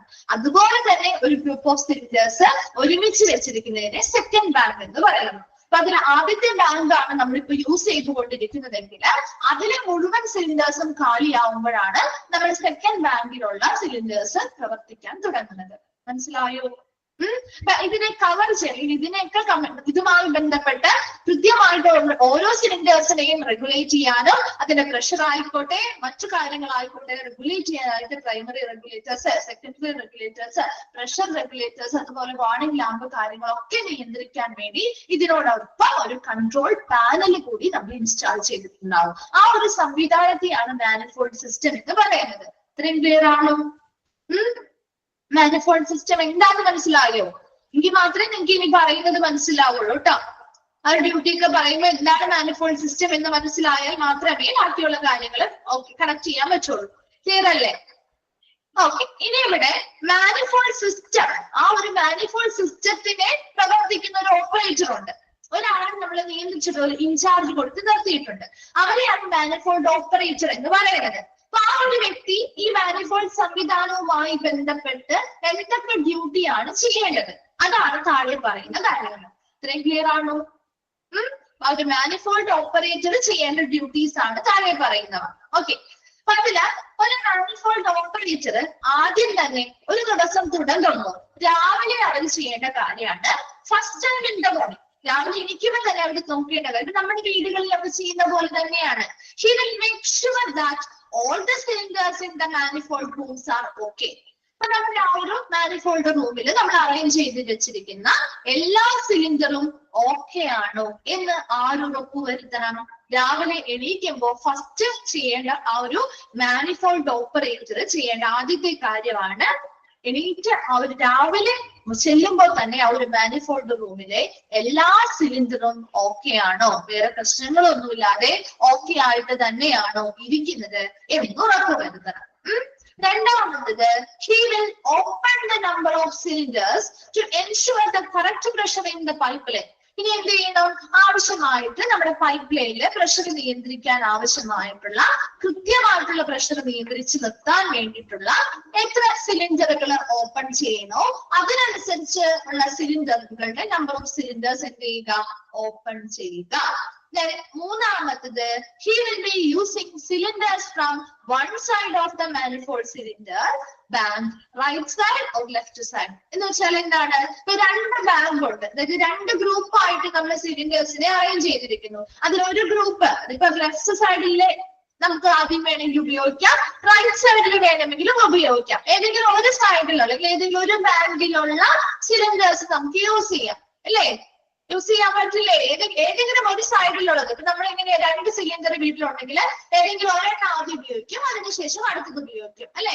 അങ്ങനെ കൃത്യമായിട്ടുള്ള ഒരു ഓർഡർ കാര്യങ്ങളൊന്നുമില്ല അല്ലെ? അതിൽ രണ്ടിലും ഏത് വേണമെങ്കിലും നമുക്ക് യൂസ് ചെയ്യാം ഇല്ലേ? അതിൽ ഒരെണ്ണം തീരുമ്പോ നമ്മൾ മറ്റൊരു ഉപയോഗിക്കുന്നു എന്ന് മാത്രമേ ഉള്ളൂ അല്ലെ? അപ്പൊ ഇവിടെയും അതുപോലെ തന്നെ രണ്ട് ബാങ്ക് ഉണ്ടായിരിക്കും. ആ രണ്ട് ബാങ്കിലെ ഏതെങ്കിലും ഒരെണ്ണം നമുക്ക് ആദ്യം ഉപയോഗിക്കാം. ഒന്നില്ലെങ്കിൽ റൈറ്റ് സൈഡിലുള്ളവ ഉപയോഗിക്കാം, അല്ലെങ്കിൽ ലെഫ്റ്റ് സൈഡിൽ വെച്ചിരിക്കുന്നവ ഉപയോഗിക്കാം. And the cylinders of the other side should be dispatched as soon as all the cylinders of that bank are empty. അപ്പൊ രണ്ടാമത്തെ ബാങ്ക് സ്റ്റാർട്ട് ചെയ്യണമെങ്കിൽ എങ്ങനെയാ? അപ്പൊ നമ്മുടെ വീട്ടിൽ ആദ്യത്തെ ഒരു സിലിണ്ടർ മുഴുവനായിട്ടും തീരുമ്പോഴല്ലേ നമ്മൾ രണ്ടാമത്തെ സിലിണ്ടർ എടുത്ത് വെക്കുന്നത് അല്ലേ? അതുപോലെ തന്നെ ഇവിടുത്തെ ഈ ഒരു ബാങ്കിലുള്ള എല്ലാ സിലിണ്ടറുകളും പൂർണ്ണമായിട്ട് എംറ്റി ആവുമ്പോ നമ്മൾ അടുത്ത ബാങ്കിലുള്ള സിലിണ്ടേഴ്സ് ഉപയോഗിക്കാൻ തുടങ്ങും. ക്ലിയർ ആയോ? ഇത്രയും ഒന്നുകൂടി വെച്ച് പറയാം. ശ്രദ്ധിക്കാത്തവരുണ്ടെങ്കിൽ ഒന്ന് ശ്രദ്ധിക്കാട്ടോ. അപ്പൊ നോക്കിയേ, ഡ്യൂട്ടീസ് ഓഫ് മാനിഫോൾഡ് ഓപ്പറേറ്റർ, ഒരു മാനിഫോൾഡ് സംവിധാനവുമായി ബന്ധപ്പെട്ട് പ്രവർത്തനം നടത്തുന്ന മാനിഫോൾഡ് ഓപ്പറേറ്ററിന്റെ ഡ്യൂട്ടീസ് ആണ് പറയുന്നത്. അതിൽ ഒന്നാമത് പറയുന്നത് ഫസ്റ്റ് ഇൻ ദ മോർണിംഗ്, രാവിലെ തന്നെ അവർ ചെയ്യേണ്ട കാര്യം ഈ മാനിഫോൾഡ് റൂമിലെ എല്ലാ സിലിണ്ടറുകളും ഓക്കെ ആണോ എന്ന് ഉറപ്പുവരുത്തണം. രണ്ടാമത്തെ കാര്യം, he will open the number of cylinders to ensure the correct pressure in the pipeline. ഇപ്പൊ പൈപ്പ് ലൈൻ സംവിധാനത്തിലൂടെയാണല്ലോ നമ്മൾ ഈ ഗ്യാസസ് എന്ത് ചെയ്യുന്നത്, ഡിസ്ട്രിബ്യൂട്ട് ചെയ്യുന്നത്. അപ്പൊ ആ ഒരു പൈപ്പ് ലൈൻ സംവിധാനത്തിലെ കൃത്യമായ പ്രഷർ നിലനിർത്തുന്നതിന് വേണ്ടി ആവശ്യമായിട്ടുള്ള സിലിണ്ടറുകൾ, ഇപ്പൊ 1, 2, 3 എത്ര സിലിണ്ടറുകളാണ് ആവശ്യമായിട്ടുള്ളത് അത് ഓപ്പൺ ചെയ്യുക. മൂന്നാമത്തത്, he will be using cylinders from one side of the manifold cylinder bank, right side or left side. അപ്പൊ നമ്മൾ ആ ഒരു മാനിഫോൾഡ് സിലിണ്ടേഴ്സ് ബാങ്ക് ആയിട്ടാണ് അറേഞ്ച് ചെയ്തിരിക്കുന്നത്. അപ്പൊ അതൊന്നില്ലെങ്കിൽ റൈറ്റ് സൈഡിലുള്ളവ നമുക്ക് ആദ്യം ഉപയോഗിക്കാം, അല്ലെങ്കിൽ ലെഫ്റ്റ് സൈഡിലുള്ളവ ആദ്യം ഉപയോഗിക്കാം. അത് ഏത് വേണമെന്ന് നമുക്ക് ചൂസ് ചെയ്യാം. അങ്ങനെ ഏതെങ്കിലും ഒരെണ്ണം നമ്മൾ സെലക്ട് ചെയ്തിട്ടുണ്ടെങ്കിൽ അത് പൂർണ്ണമായിട്ടും അത് എംപ്റ്റി ആവുമ്പോ, അല്ലെ, നോക്കിയത് cylinder of the other side should be dispatched as soon as all the cylinders of that bank are empty.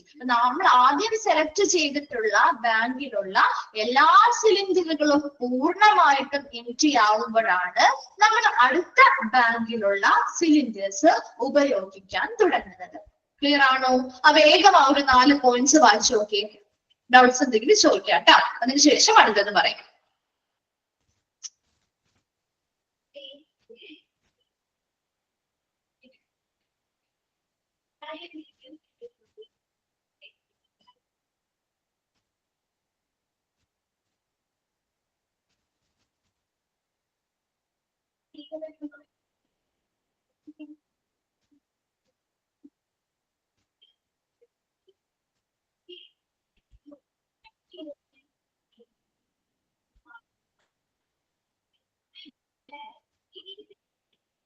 വായിച്ചു കഴിയുമ്പോ എല്ലാവരും റിപ്ലൈ ചെയ്യണേ.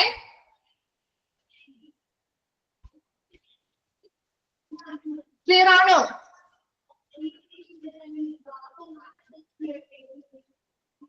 ഓക്കെ. നെക്സ്റ്റ് പറയുന്നത്, he will check all cylinders for leakages using soap water mixture. അപ്പൊ നിങ്ങൾ കണ്ടു കാണും, നമ്മുടെ വീട്ടിലൊക്കെ സിലിണ്ടേഴ്സിന് ലീക്ക് ഉണ്ടോ എന്ന് അറിയാൻ വേണ്ടി സോപ്പ് വാട്ടർ മിക്സ് ചെയ്തിട്ട് ആ ഒരു മിക്സ്ചർ ഇങ്ങനെ ഒഴിച്ചു നോക്കും. കണ്ടിട്ടുണ്ടോ വീട്ടിൽ ചെയ്യുന്നത്? വീട്ടിലെ പരിചയമുള്ളവരൊക്കെയാണെങ്കിൽ നമുക്ക് പരിചയമില്ലാത്തവരൊന്നും ചെയ്യാറില്ല. അത് അറിയാവുന്നവരാണെങ്കിൽ അങ്ങനെ സോപ്പ് വാട്ടർ മിക്സ്ചർ ഉപയോഗിച്ചുകൊണ്ട് ലീക്ക് ഉണ്ടോ കാര്യങ്ങളോ ഉണ്ടോ എന്ന് ചെക്ക് ചെയ്യാറുണ്ട്, പരിശോധിക്കാറുണ്ട്. അപ്പൊ അതുപോലെ തന്നെ ഇവരും എന്ത് ചെയ്യണം, ആ എല്ലാ സിലിണ്ടറുകളും ഉണ്ടല്ലോ, അപ്പൊ ആ എല്ലാ സിലിണ്ടറുകളും എല്ലാ ദിവസവും ചെയ്യേണ്ട കാര്യമാണ് കേട്ടോ. എല്ലാ സിലിണ്ടറുകളും പരിശോധിക്കാം, ലീക്കേജോ കാര്യങ്ങളോ ഉണ്ടോ. ചെറിയൊരു ലീക്കേജ് വന്നാൽ പോലും, കാരണം മെഡിക്കൽ ഗ്യാസസ് ആയതുകൊണ്ട് തന്നെ പെട്ടെന്ന് കത്തുപിടിക്കാനും അപകടങ്ങൾ ഉണ്ടാവാനും സാധ്യത കൂടുതലാണ്. അപ്പൊ അതുകൊണ്ട് തന്നെ എല്ലാ ഗ്യാസസും എല്ലാ ദിവസവും എല്ലാ സിലിണ്ടറുകളും പരിശോധിക്കുക. ചെറിയ ഒരു ലീക്ക് പോലും ഉണ്ടാവാത്ത രീതിയിലായിരിക്കണം വെക്കേണ്ടത്. അപ്പൊ അതുകൊണ്ട് തന്നെ എല്ലാ സിലിണ്ടറുകളും എല്ലാ ദിവസവും ലീക്കേജ് കാര്യങ്ങളും ഉണ്ടോ എന്ന് അറിയാൻ വേണ്ടിയിട്ട് സോപ്പ് വാട്ടർ മിക്സ്ചർ ഉപയോഗിച്ച് എന്ത് ചെയ്യുന്നു, ചെക്ക് ചെയ്യണം.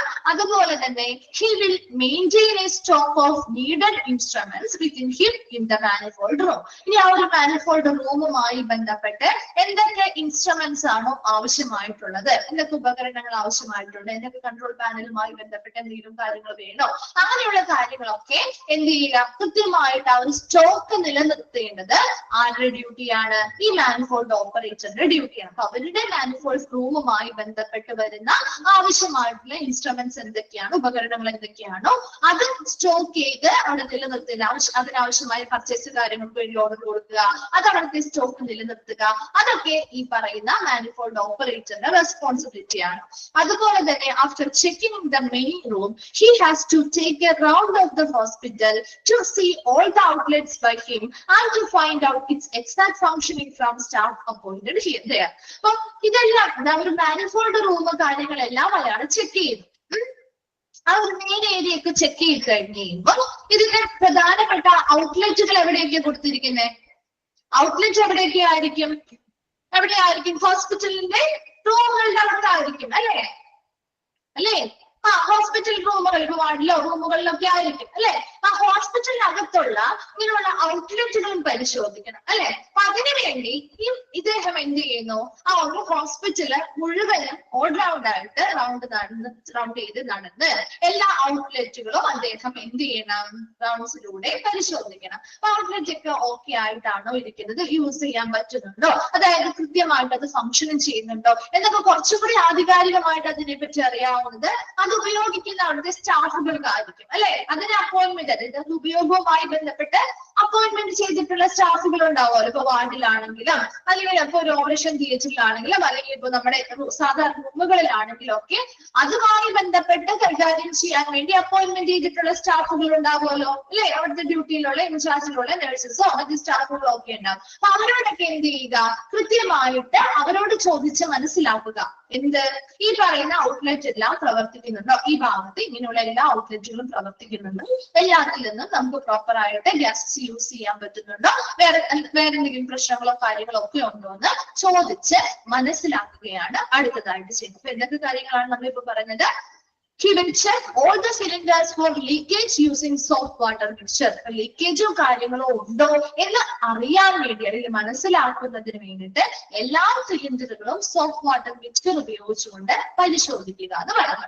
രണ്ടാമത്തത്, he will maintain a stock of needed instruments within him in the manifold room. ഈ ആ ഒരു മാനിഫോൾഡ് റൂമുമായി ബന്ധപ്പെട്ട് അവർക്ക് എന്തൊക്കെ ഇൻസ്ട്രുമെന്റ്സ് അല്ലെങ്കിൽ ഉപകരണങ്ങൾ ആവശ്യമായിട്ടുണ്ടോ അതെല്ലാം കൃത്യമായ സ്റ്റോക്ക് അവിടെ നിലനിർത്തുന്നതിന് വേണ്ടിയിട്ട് കൃത്യമായ ഓർഡർ കൊടുത്ത് അത് പർച്ചേസ് ചെയ്ത് ആ സ്റ്റോക്ക് ലെവൽ അവിടെ മെയിൻറ്റെയിൻ ചെയ്യേണ്ടത് ആരുടെ ഡ്യൂട്ടിയിൽ വരുന്ന കാര്യമാണ്? ഈ മാനിഫോൾഡ് ഓപ്പറേറ്ററുടെ ഡ്യൂട്ടിയിൽ വരുന്ന കാര്യമാണ്. Then after checking the mini room, he has to take a round of the hospital to see all the outlets by him. ഈ ഹോസ്പിറ്റലിലെ ആ ഒരു റൂമോ മാനിഫോൾഡ് റൂമോ മറ്റു മെയിൻ ഏരിയയുമായി ബന്ധപ്പെട്ട റൂമൊക്കെ പരിശോധിച്ച് കഴിഞ്ഞാൽ ഓക്കെയാണ്, കുഴപ്പമൊന്നുമില്ലെങ്കിൽ അദ്ദേഹം ആ ഒരു ഹോസ്പിറ്റലിൽ മുഴുവൻ റൗണ്ട് ചെയ്ത് ചുറ്റി നടന്ന് അവിടുത്തെ എല്ലാ ഔട്ട്ലെറ്റുകളും നോക്കുക. അതിനനുസരിച്ച് ഈ ഔട്ട്ലെറ്റ് എല്ലാം വളരെ കൃത്യമായിട്ട് പ്രവർത്തിക്കുന്നുണ്ടോ എന്ന് അതിന് അപ്പോയിന്റ്മെന്റ് ചെയ്തിട്ടുള്ള സ്റ്റാഫുകളോട് ചോദിച്ച് മനസ്സിലാക്കുകയും ചെയ്യുക. വേഗം ഒരു 3 പോയിന്റ്സ് ഒന്ന് വായിച്ചു നോക്കി, ക്ലിയർ ആണോ നോക്കി, ഇതൊന്ന് റിപ്ലൈ ചെയ്യണം കേട്ടോ.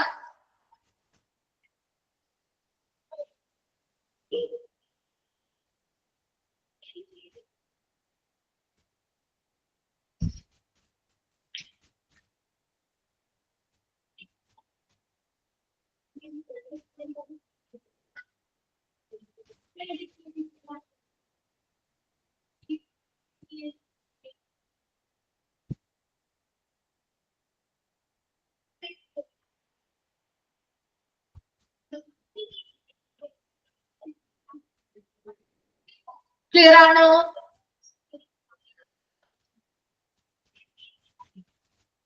ഓക്കെ. Then അടുത്തത് പറയുന്നത്, he will repair or arrange to repair any deficiency in the outlets or in the pipeline that include main manifold room.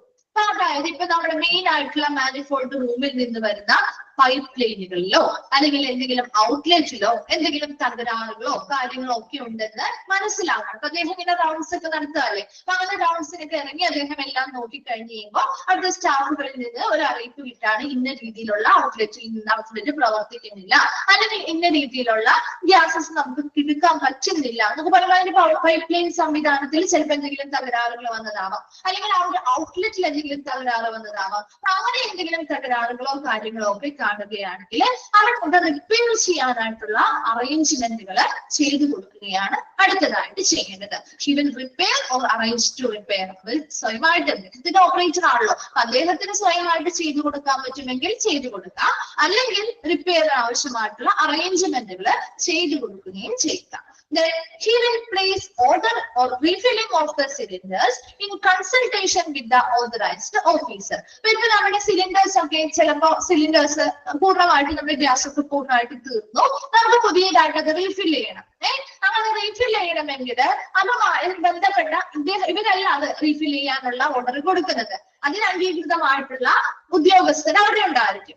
അങ്ങനെ ഓതറൈസ്ഡ് ആയിട്ടുള്ള ഓഫീസറുമായിട്ട് കൺസൾട്ടേഷൻ നടത്തി അവരുമായിട്ട് അഭിമുഖങ്ങൾ അല്ലെങ്കിൽ അവരുമായിട്ട് സംഭാഷണങ്ങൾ നടത്തിയിട്ട് അവരോട് പറയാം, ഇനി ഇന്ന ഗ്യാസസ് നമുക്ക് അവൈലബിൾ ആയിട്ടില്ല, ഓൾറെഡി അത് ഔട്ട് ഓഫ് സ്റ്റോക്ക് ആണ്, തീർന്നു പോയി, അപ്പൊ നമുക്കത് റീഫിൽ ചെയ്യണം എന്ന് പറയുമ്പോൾ അവരാണ് എന്ത് ചെയ്യുന്നത്, അനുയോജ്യമായിട്ടുള്ള ഗ്യാസസ് ഏതാണോ ഏറ്റവും കൂടുതൽ വളരെ ഡിമാൻഡ് ആയിട്ടുള്ളത് അതിനനുസരിച്ച് സ്റ്റോക്ക് ലെവലും കാര്യങ്ങളും ഒക്കെ നോക്കിയിട്ട് അത് എന്ത് ചെയ്യുന്നു, ഓർഡർ പ്ലേസ് ചെയ്യാനായിട്ട് ആരംഭിക്കുന്നു. Then he will also look one of the nitrous cylinders in the operation theatre, and if there is no central supply of this gas, he will also make sure that the supply of oxygen in other areas without central pipeline. So ചില ഹോസ്പിറ്റലുകളിൽ ഇപ്പൊ നമ്മുടെ ഒരു operation തിയേറ്ററിലേക്ക് ചിലപ്പോൾ nitrous ഓക്സൈഡിന്റെ ആ ഒരു pipe line സംവിധാനമോ കാര്യങ്ങളോ ഒന്നും എത്തിയിട്ടില്ലെങ്കിൽ അവർ അതിന് പകരം സിലിണ്ടറുകളായിരിക്കും നമ്മൾ ഉപയോഗിക്കുക. അപ്പൊ ഗ്യാസ് അവിടത്തേക്ക് ആണെങ്കിൽ സെൻട്രൽ പൈപ്പ് ലൈൻ എത്താത്ത സ്ഥലത്ത് നമ്മൾ ഉപയോഗിക്കുന്നത് എന്തൊക്കെ ആയിരിക്കും?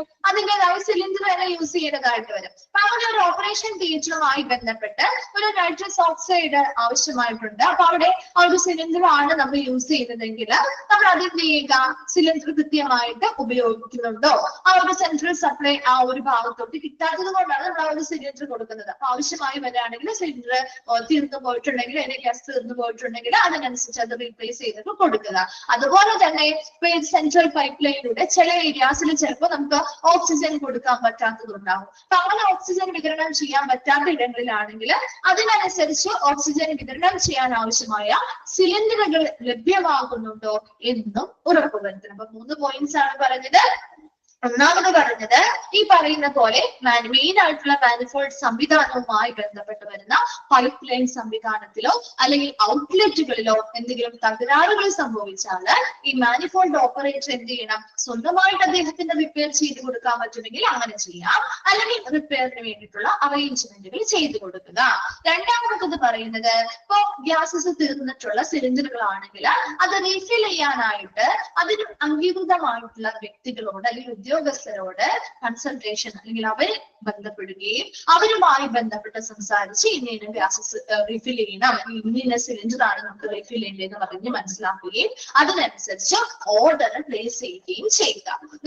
നെക്സ്റ്റ് പറയുന്നത് ഇപ്പോ ഓപ്പറേഷൻ തിയേറ്റർ പോലെയുള്ള ഇടങ്ങളോ അല്ലെങ്കിൽ ചില മറ്റേതെങ്കിലും സ്പെസിഫിക് ഏരിയയിലെ സെൻട്രൽ പൈപ്പ് ലൈനിലൂടെ ഇപ്പൊ ഓക്സിജൻ ആയിക്കോട്ടെ, നൈട്രസ് ഓക്സൈഡ് ആയിക്കോട്ടെ, മുതലായിട്ടുള്ള ഗ്യാസസ് സെൻട്രൽ പൈപ്പ് ലൈനിലൂടെ കിട്ടാതെ വരുന്ന ഇടങ്ങളുണ്ടെങ്കിൽ അങ്ങനെയുള്ള ഇടങ്ങളിലേക്ക് ഇപ്പൊ ഒരു ഓപ്പറേഷൻ തിയേറ്ററിലൊക്കെ നൈട്രസ് ഓക്സൈഡ് വളരെ ഇമ്പോർട്ടന്റ് ആണ്. അപ്പൊ അനസ്തെറ്റിക് ഏജൻസും അതുപോലെ തന്നെ അനർജസിക് വേദന സംഹാരികളൊക്കെ ആയിട്ട് യൂസ് ചെയ്യുന്നത് കൊണ്ട് തന്നെ അത് വളരെ ഇമ്പോർട്ടന്റ് ആയിട്ടുള്ളതാണ്. അപ്പൊ അതുകൊണ്ട് തന്നെ അങ്ങനെയുള്ള ഗ്യാസസ് അവിടെ അവൈലബിൾ ആക്കുക, അതുപോലെ തന്നെ സിലിണ്ടേഴ്സ് അവൈലബിൾ ആക്കുക.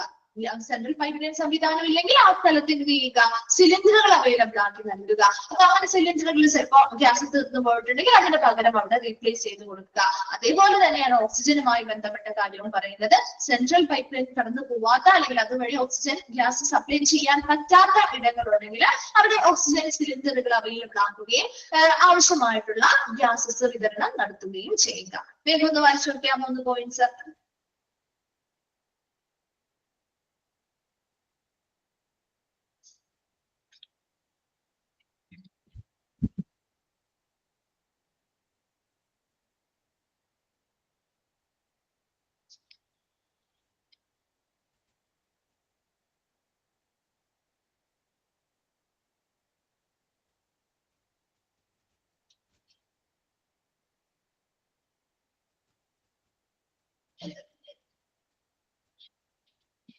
ഓക്കെ, ക്ലിയർ ആണോ?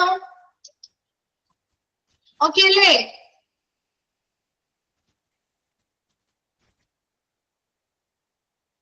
ഓക്കെ. നെക്സ്റ്റ് പറയുന്നത് he will also help operation theatre. OT എന്ന് പറഞ്ഞാൽ ഓപ്പറേഷൻ തിയേറ്റർ അല്ലെ. He will also help OT technician in the maintenance of the Boyle's machine. എന്താണ് ഒരു ബോയിൽസ് മെഷീൻ എന്ന് പറയുന്നത്? എന്തിനു വേണ്ടിയായിരിക്കും യൂസ് ചെയ്യുന്നത്? ഒരു അനസ്തെറ്റിക് മെഷീൻ ആണ് കേട്ടോ.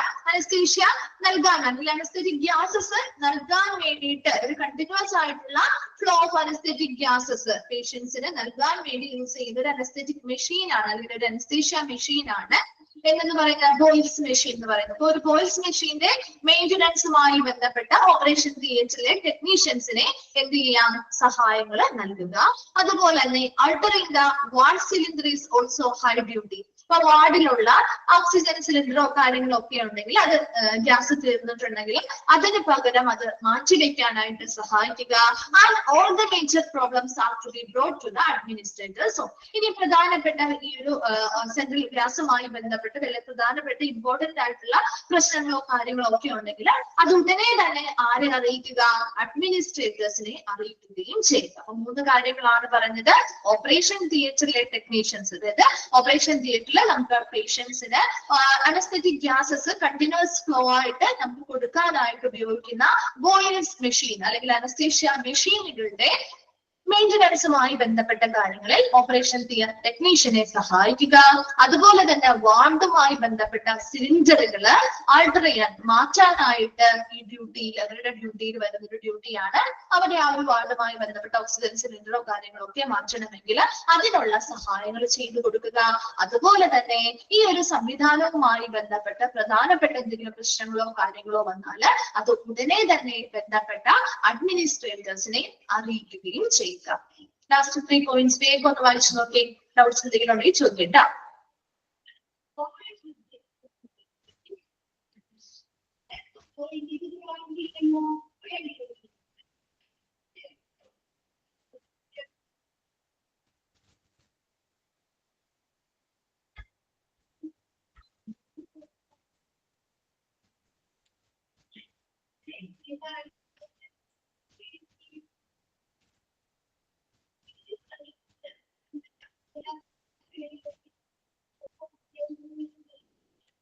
ക്ലിയർ ആണോ? നമ്മുടെ ഈ ലാസ്റ്റ് ഭാഗമായിരുന്നു ഈ ഒരു ചാപ്റ്റർ കംപ്ലീറ്റ് ആയി കേട്ടോ. സെൻട്രലൈസ്ഡ് മെഡിക്കൽ ഗ്യാസ് സിസ്റ്റം എന്ന് പറയുന്ന ഒരു ചാപ്റ്റർ കംപ്ലീറ്റ് ആയി. ഇപ്പൊ മിസ്സിന്റെ എല്ലാ ചാപ്റ്റേഴ്സും കംപ്ലീറ്റ് ആയിട്ടോ. ഇനി നിങ്ങൾക്ക് ആകെ 1-2 ചാപ്റ്റേഴ്സ് അല്ലേ കംപ്ലീറ്റ് ആവാനുള്ളൂ. അത് നെക്സ്റ്റ് 2 ഡേയ്സിനുള്ളിലൊക്കെ കംപ്ലീറ്റ് ആവുമായിരിക്കും കേട്ടോ. 2 ദിവസത്തിനുള്ളിൽ തന്നെ കംപ്ലീറ്റ് ആവുമായിരിക്കും. അപ്പൊ നമ്മുടെ ഈ ഒരു ചാപ്റ്റർ എക്സാമിന് ഇട്ടിട്ടില്ല കേട്ടോ. ഈ ഒരു ചാപ്റ്റർ എക്സാമിന് ഇല്ല.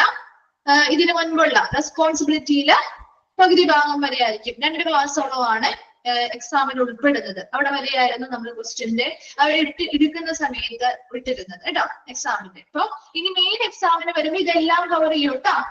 ഇന്നായിരുന്നു അല്ലെ? ഓക്കെ, എളുപ്പമായിരുന്നോ എക്സാം? എളുപ്പമായിരുന്നോ? ഓക്കെ. അപ്പൊ ഇനി വരുന്ന എക്സാമിന് ഈ ഒരു ഭാഗം ഇല്ലാന്ന് വിചാരിക്കരുത്.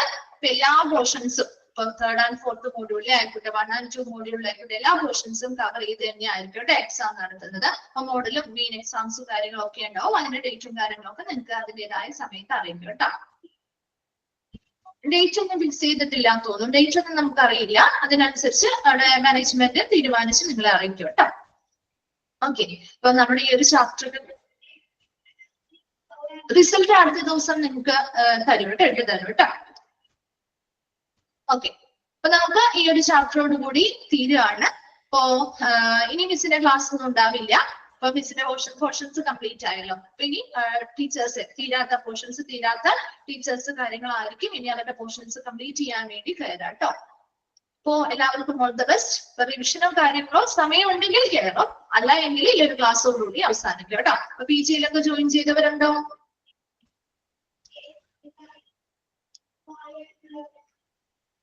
ജോയിൻ ചെയ്തിട്ടുണ്ട്. ഓക്കെ, അപ്പൊ നമുക്ക് അവിടെയും വീണ്ടും കാണാം കേട്ടോ. ഇപ്പോ നമുക്ക് PG ഒക്കെ ഉണ്ട്, തുടങ്ങിയിട്ടുണ്ട്. തുടങ്ങാനായിട്ട് തുടങ്ങിയ ഡേറ്റ് ആയിട്ടില്ല. നിങ്ങളുടെ എക്സാമും കാര്യങ്ങളൊക്കെ കഴിഞ്ഞായിരിക്കും മേ ബി സ്റ്റാർട്ട് ചെയ്യുന്നത്. ഇപ്പോ ജോയിൻ ചെയ്യാത്തവരുണ്ടെങ്കിൽ ചെയ്യാം. ഓൾറെഡി ചെയ്തവരുണ്ടെങ്കിൽ അപ്പൊ ഇതിനനുസരിച്ച് നിങ്ങളുടെ ഈ പോർഷൻസ് കാര്യങ്ങളൊക്കെ ഒന്ന് നന്നായിട്ട് കിട്ടുന്ന സമയത്തിൽ നന്നായിട്ട് എക്സാമിന് വേണ്ടിയിട്ടുള്ളത് പ്രിപ്പയർ ചെയ്യാം കേട്ടോ. കുറച്ച് സമയം നമ്മുടെ സമയത്തിനനുസരിച്ച് PG കാര്യങ്ങളൊക്കെ അതിനുള്ള ഡീറ്റെയിൽസ് കാര്യങ്ങളൊക്കെ പറഞ്ഞിട്ടില്ലേ? PG-യില് 3 മോഡ്യൂൾസ് ആണ്. അതായത് ഇതിന് കണ്ടിന്യൂവേഷൻ ആയിട്ടാണ് വരുന്നത്. 5, 6, 7 കേട്ടോ, 3 മോഡ്യൂൾസ് ആയിട്ടാണ് വരുന്നത്.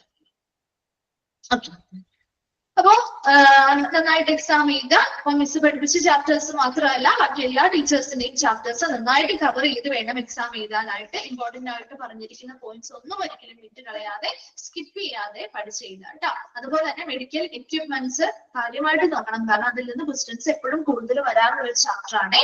അത് വിട്ട് കളയരുത് കേട്ടോ, മെഡിക്കൽ എക്യുപ്മെന്റ്സ്. പിന്നെ അതുപോലെ റെസ്പോൺസിബിലിറ്റി എന്നൊക്കെ കൂടുതലും ഓൾ ഓഫ് ദി എബോവ് അല്ലെങ്കിൽ ഇൻക്ലൂഡഡ് ആയത് ചെയ്ത്, കാരണം കൂടുതലും പോയിന്റ്സ് ആണല്ലോ. അപ്പൊ അല്ലെങ്കിൽ ഇന്ന റെസ്പോൺസിബിലിറ്റി ഇത് ആരുടെ റെസ്പോൺസിബിലിറ്റി ആണ് എന്ന രീതിയിലുള്ള ക്വസ്റ്റ്യൻസ് ആയിരിക്കും വരിക. സെൻട്രലൈസ്ഡ് മെഡിക്കൽ ഗ്യാസ് സിസ്റ്റം ആവുമ്പോൾ അത് ഓരോ ആ ഒരു ടൈപ്പിൽ നിന്ന് ക്വസ്റ്റ്യൻസ് വരാം. അതുപോലെ തന്നെ ഈ പറയുന്ന ഓരോരുത്തരുടെയും റെസ്പോൺസിബിലിറ്റി അല്ലെങ്കിൽ ഡ്യൂട്ടിയിൽ നിന്ന് ക്വസ്റ്റ്യൻസ് വരാം. അങ്ങനെ ആ ഒരു റെഗുലേറ്റർ എന്താണ്, ഇതൊരു ഡിവൈസ് ആണ്, അങ്ങനെയുള്ള കുറച്ച് ക്വസ്റ്റ്യൻസ് അതൊക്കെ മോക്ക് ടെസ്റ്റിൽ നമ്മൾ ഇൻക്ലൂഡഡ് ആക്കി ഇടുന്നുണ്ട്. അപ്പൊ ആ മോഡൽ അനുസരിച്ചുള്ള കാര്യങ്ങൾ പഠിച്ചു വെക്കാം കേട്ടോ. എല്ലാവർക്കും ഓൾ ദ ബെസ്റ്റ്. നന്നായിട്ട് എക്സാം ചെയ്താൽ ഇപ്പൊ നല്ല രീതിയിൽ പ്രിപ്പയർ ചെയ്യാം കേട്ടോ. വീട്ടിലിരുന്ന് ഒരിക്കലും നിങ്ങൾക്ക് കിട്ടുന്ന സമയം ഒരിക്കലും വേസ്റ്റ് ആക്കരുത്. നന്നായിട്ട് പ്രിപ്പയർ ചെയ്ത് നല്ല മാർക്കോടുകൂടി സ്കോർ ചെയ്യുക. ഇപ്പൊ PG-യിലുള്ളവരാണെങ്കിൽ ഇനി ഓൾറെഡി നമ്മൾ കാണുന്നുണ്ട്. അല്ലാത്തവരാണെങ്കിൽ കൂടി നിങ്ങൾ ഈ ഒരു എക്സാം കഴിഞ്ഞ് നിങ്ങൾ അവിടെ മാർക്ക് കിട്ടി നമ്മുടെ സർട്ടിഫിക്കറ്റ് ഒക്കെ വാങ്ങിച്ചു വെറുതെ വെക്കരുത് കേട്ടോ. എപ്പോഴും നമ്മളൊരു കോഴ്സ് പഠിക്കുന്നത് നമുക്കൊരു ജോലിക്ക് വേണ്ടി തന്നെയാണ് അല്ലെ. ഇത്രയും നാൾ നമ്മൾ വെറുതെ ഇരുന്നിട്ടുണ്ടാവാം, അല്ലെങ്കിൽ ചിലപ്പോൾ ഓൾറെഡി വർക്ക് ചെയ്യുന്നവരും ആയിരിക്കും. അപ്പൊ എന്തായാലും ഈ ഒരു സർട്ടിഫിക്കറ്റ് കിട്ടിക്കഴിഞ്ഞ് കഴിയുമ്പോൾ നമ്മൾ അതിനനുസരിച്ച് നമ്മൾ പരിശ്രമിക്കുക. നമ്മൾ അതിനനുസരിച്ച് പരിശ്രമിച്ച് നല്ലൊരു പൊസിഷനിൽ എത്താനായിട്ട് ശ്രമിക്കുക. ചിലപ്പോൾ ആദ്യം നമുക്കൊരു അപ്പോയിന്റ്മെന്റ് കിട്ടുന്നത് വളരെ ടെമ്പററിയോ കാര്യങ്ങളൊക്കെ ആയിട്ടായിരിക്കാം. പക്ഷെ എപ്പോഴും നമുക്കൊരു സ്റ്റാർട്ടിങ് വേണം അല്ലെ. ഒരു തുടക്കം ഉണ്ടെങ്കിൽ മാത്രമേ നമുക്കത് മുന്നോട്ട് പോകാൻ പറ്റുള്ളൂ. അല്ലാതെ എനിക്ക് എനിക്ക് ഇന്ന രീതിയിലുള്ള ജോലി കിട്ടുക ഞാൻ അതേ പോകുള്ളൂ എന്ന രീതിയിലൊന്നും വിചാരിച്ചിരിക്കരുത് കേട്ടോ. ഏതൊരു ചെറിയ ജോലിയാണെങ്കിലും നമുക്ക് അതിൻ്റെതായ ഇമ്പോർട്ടൻസ് കൊടുത്ത് തന്നെ നമ്മൾ ചെയ്യുക. അതിനനുസരിച്ച് നമ്മുടെ പെർഫോമൻസും കാര്യങ്ങളൊക്കെ അനുസരിച്ച് നമുക്ക് അതിനനുസരിച്ച് പ്രൊമോഷൻസും കാര്യങ്ങളൊക്കെ കിട്ടുകയും പുതിയ പുതിയ പൊസിഷനിലേക്ക് നമ്മളെ ഓട്ടോമാറ്റിക്കലി നമ്മുടെ വർക്കിനനുസരിച്ച് നമ്മൾ വന്നോളൂ. അതിനനുസരിച്ച് നന്നായിട്ട് സിൻസിയർ ആയിട്ട് വർക്ക് ചെയ്താൽ മാത്രം മതി. അപ്പൊ അതിനുവേണ്ടി നമ്മുടെ പരിശ്രമം നമുക്ക് ആരും ഒരിക്കലും നമുക്കൊരു ജോലി നമ്മുടെ വീട്ടിൽ കൊണ്ടുവന്ന് തരില്ല അല്ലെ. നമ്മൾ പരിശ്രമിച്ചാൽ മാത്രമേ കിട്ടുള്ളൂ അല്ലേ. നമുക്ക് ആരെങ്കിലും നമുക്ക് ജോലി തരുമോ? നിങ്ങൾ വീട്ടിലിരിക്കുകയാണല്ലോ അതെന്താണ് ഈ ഒരു ജോലി ചെയ്യും എന്ന് പറഞ്ഞാൽ ആരെങ്കിലും കൊണ്ട് തരുമോ? ആരും തരില്ല. നമ്മൾ അധ്വാനിച്ച് നമ്മൾ വർക്ക് ചെയ്താൽ മാത്രമേ നമുക്ക് കിട്ടുള്ളൂ. അപ്പൊ അതിന് വേണ്ടിയിട്ട് കിട്ടുന്ന ഹോസ്പിറ്റലുകളും കാര്യങ്ങളൊക്കെ വേക്കൻസി വരുന്നതിനനുസരിച്ച് അയക്കുക. അതിനനുസരിച്ച് ഇന്റർവ്യൂസ് അറ്റൻഡ് ചെയ്യുക.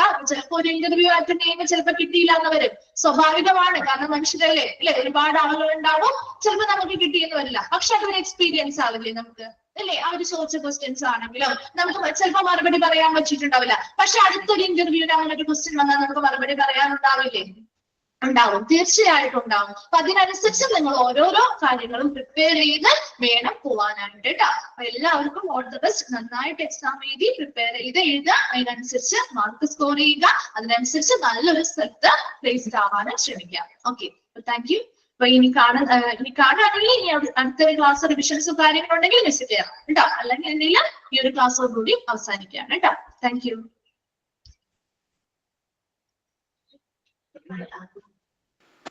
Thank you, ma'am. Thank you, ma'am.